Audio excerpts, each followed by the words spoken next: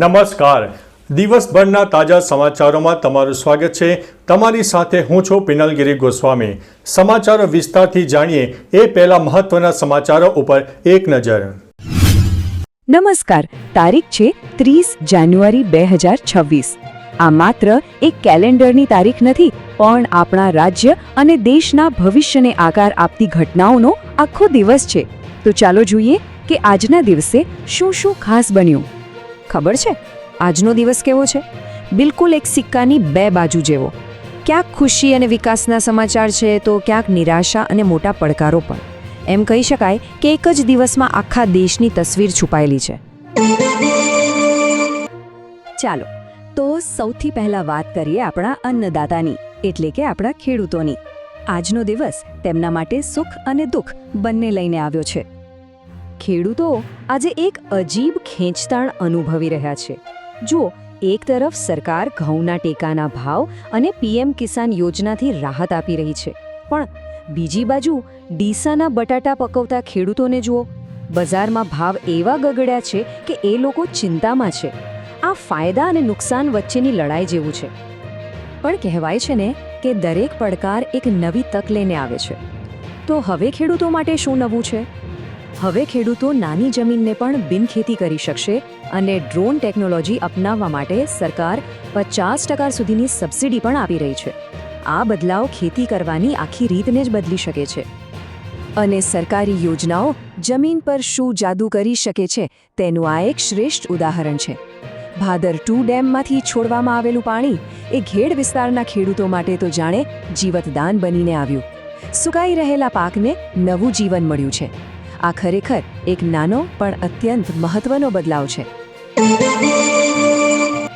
સારું, તો ખેતરોમાંથી હવે સીધા શહેરો તરફ જઈએ. અહીં ગુજરાતની એક સાવ અલગ જ તસવીર જોવા મળે છે, જ્યાં વિકાસની સાથે સાથે કેટલાક પડકારો પણ ઊભા છે. ગુજરાતની વાત કરીએ ને તો ચિત્ર મિશ્ર છે. એક તરફ રાજસ્થાન માટે નવી ટ્રેનો શરૂ થઈ, અમદાવાદની VS હોસ્પિટલને નવી કરવામાં આવી રહી છે. આ બધું ખૂબ સારું છે.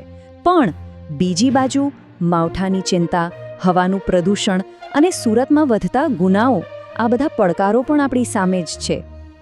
પણ આ બધા પડકારોની વચ્ચે ગર્વ લેવા જેવી ક્ષણો પણ છે, જેમ કે કચ્છના અનોખા હાજી રમકડાને અને માણભટ્ટ પરંપરાને જીવંત રાખનાર ધાર્મિકલાલ પંડ્યાને પદ્મ એવોર્ડ મળ્યો છે. અને સાથે જ આપણી ચરોતરની શાન ચરુસેટ યુનિવર્સિટીએ પણ પોતાના 26 વર્ષ પૂરા કર્યા છે. વાહ! આ બધી સિદ્ધિઓ ખરેખર પ્રશંસનીય છે, પણ આપણે એ પણ ન ભૂલી શકીએ કે હવામાન, પ્રદૂષણ અને કાયદો વ્યવસ્થા જેવા મુદ્દાઓ આજે પણ સામાન્ય માણસ માટે મોટી ચિંતાનો વિષય બનેલા છે. ઓકે, તો ગુજરાતથી હવે આપણે આગળ વધીએ અને આખા દેશની વાત કરીએ. આજે રાષ્ટ્રીય રાજકારણમાં એક મોટો ભૂકંપ આવ્યો છે, પણ સાથે જ દેશની ધરોહર અને પરંપરાઓ પણ જીવંત રહી છે. આજના દિવસના સૌથી મોટા અને દુઃખદ સમાચાર મહારાષ્ટ્રથી આવી રહ્યા છે.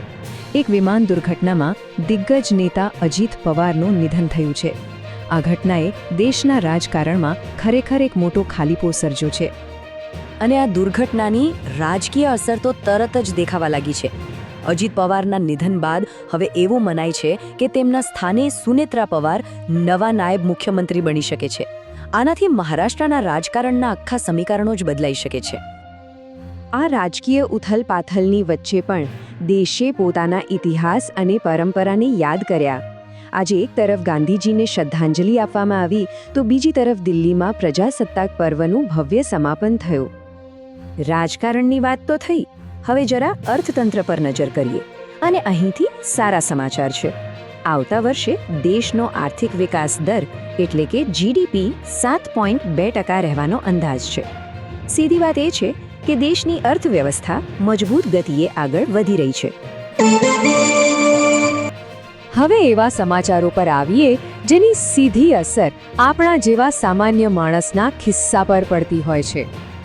એક ખૂબ જ રસપ્રદ ટ્રેન્ડ જોવા મળી રહ્યો છે. વિદેશી કંપનીઓનું જે રોકાણ છે, જેને આપણે FDI કહીએ છીએ, તે હવે ચીનમાંથી ઘટી રહ્યું છે અને ભારતમાં વધી રહ્યું છે. આનો સીધો મતલબ એ છે કે દુનિયા હવે ભારતને રોકાણ માટે એક વધુ સારી અને સુરક્ષિત જગ્યા માની રહી છે. સોનાના ખરીદદારો માટે આજે સારા સમાચાર છે. ભાવમાં 10 ગ્રામ દીઠ 300 રૂપિયાનો ઘટાડો થયો છે. બચત કરનારાઓ માટે આ એક નાની પણ સારી રાહત કહી શકાય. એક સવાલ જે લગભગ દરેકના મનમાં હોય છે, દુનિયામાં ક્રૂડ ઓઇલ સસ્તું થઈ રહ્યું છે, તો પછી આપણા દેશમાં પેટ્રોલ ડીઝલના ભાવ કેમ ઘટતા નથી? ભાવ તો અત્યારે સ્થિર છે. જો કે હવે બધાની નજર 1 ફેબ્રુઆરી પર છે, કારણ કે ત્યારે ગેસના ભાવમાં કોઈ ફેરફાર થઈ શકે છે. અને ચાલો દિવસનો અંત કરીએ રમતગમતના કેટલાક જોરદાર સમાચારો સાથે. મહિલા પ્રીમિયર લીગમાં આરસીબી ફાઇનલમાં પહોંચી ગઈ છે અને અંડર 19 વર્લ્ડ કપમાં ભારતે ઝિમ્બાબ્વે પર એક ભવ્ય વિજય મેળવ્યો છે. આ જીત ખરેખર આખા દેશ માટે ગૌરવની વાત છે. તો આ હતો આજનો દિવસ, પણ કેટલીક બાબતો એવી છે જેની અસર આપણને આવતીકાલે અને આવનારા સમયમાં જોવા મળશે. જતા પહેલા ચાલો કેટલાક મોટા સવાલો પર એક નજર નાખીએ. જો આવનારા દિવસોમાં દેશમાં નવી વસ્તી ગણતરી થવાની છે, નવા અને કડક આઈટી નિયમો આવી રહ્યા છે અને આંતરરાષ્ટ્રીય સ્તરે પણ તણાવ વધી રહ્યો છે.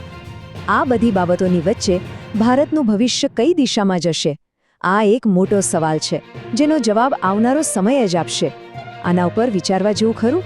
તો ચાલો મિત્રો, ફરીથી દેશ અને દુનિયાના તાજા સમાચાર લઈને મળતા રહીશું. ત્યાં સુધી અમને રજા આપશો. નમસ્તે.